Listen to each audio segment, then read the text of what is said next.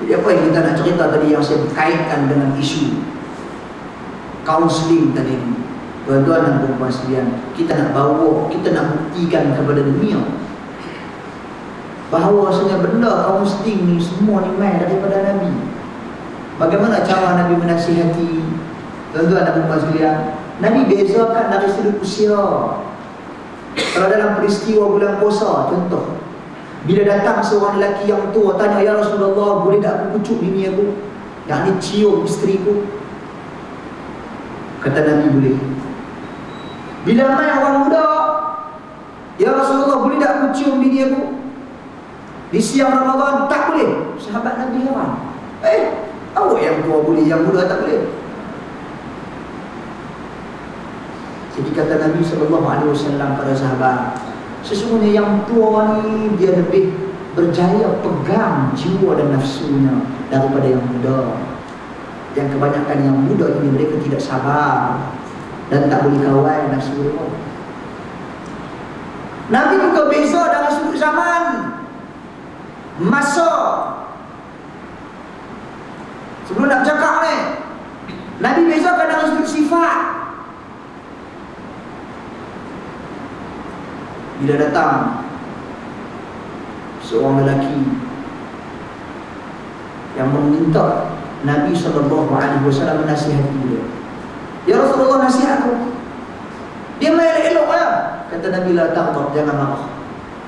Dia heran. Dia, "Ya Rasulullah, bagilah nasihat sikit." Nabi kata, "Jangan marah." Kali ketiga dia tanya Nabi, "Ya Rasulullah, bagilah nasihat sikit." Jangan marah.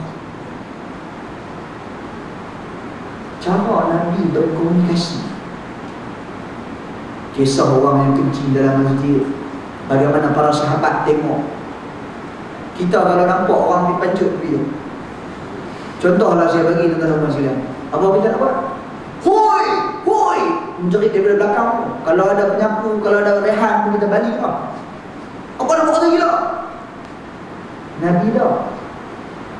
Nabi tak buat lagu tu, tuan-tuan dan puan sekalian. Nabi SAW tunggu. Nabi kata kat sahabat, tunggu sat, jangan buat banyak. Biar dia kencing dulu. Ini cara Nabi bagi kaunseling. Nabi fikir panjang. Nabi fikir kalau dia lari sekali lagi berterabung habis ke masjid. Hak yang nak jadi satu tempat jadi semua. Kemudian Nabi juga fikir tentang kesihatan tubuh badan dia sendiri. Kalau dia tahan kencing sekali boleh memudaratkan dia. Fikir panjang. Nabi tak gelut, Nabi tak kelam-kabut. Bagaimana sahabat Nabi Muawiyah bin Al-Hakam As-Sulami, cerita dia tengah sembahyang. Tengah-tengah sembahyang bersama-sama dengan Nabi dan para sahabat lain. Kemudian ada orang bersin. Bila ada orang bersin, dia jawab, "Yarhamkallah." Tengah sembahyang disebut yarhamkallah. Sebab dia faham bila Nabi sebut dalam hadis,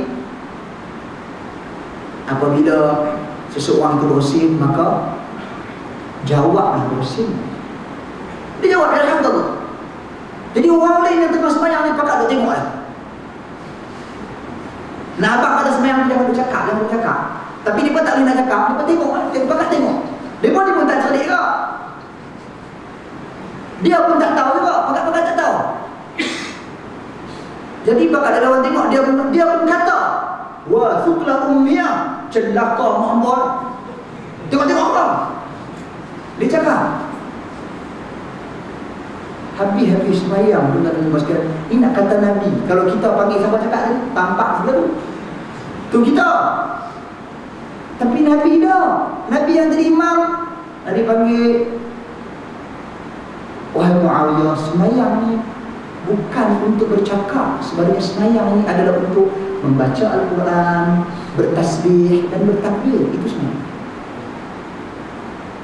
Sebab tu dia bila dia nak cerita Nabi, apa yang Nabi sampaikan dekat dia, teguran Nabi kepada dia, dia kata, "Aku tidak pernah jumpa makhluk yang lebih berakhlak daripada Muhammad sebelum daripada dia dan selepas daripada kewafatan baginda sallallahu alaihi wasallam." Jadi Nabi ini kaunselor yang paling dahsyat dan yang paling hebat. Tapi bila kita tunjukkan Nabi, Stephen Covey main Malaysia, kita gelap sekali Nabi. Pasal apa? 7 Habits dia. Oh, bagus kita ni, cukup agung tulisan apa? Hak yang Nabi kita dia tak baca pun. Penat-penat para ulama ni kumpul hadis-hadis Nabi tentang kelebihan-kelebihan Nabi, tentang kedudukan Nabi. Dia tak ambil manfaat pun. Bukan pasal kata yang Stephen Covey bawa tu sesat. Dah. Betul tadi benda tu dah ada dalam Islam. Surah Al-Asr cukup. Yang tu imam nak baca setiap hari Jumaat. Inna Allah ya'muru bil 'adli wal ihsani wa ita'i dzil qurba wa yanha 'anil fahsya'i wal munkar. Cukup ayat tu menunjukkan betapa agung tingginya Islam. Tapi sejauh mana kita mengangkat agama ini? Antara cara nak angkat agama ni lah, berlaku perselisihan. Ini bid'ah, ini bukan bid'ah, ini haram, ini bukan haram. Ini makruh, orang ni kata tak makruh. Cara kita nak angkat agama adalah kembali kepada Islam, kembali kepada Al-Quran, dan kembali kepada hadis Nabi sallallahu alaihi wasallam. Itu cerita dia.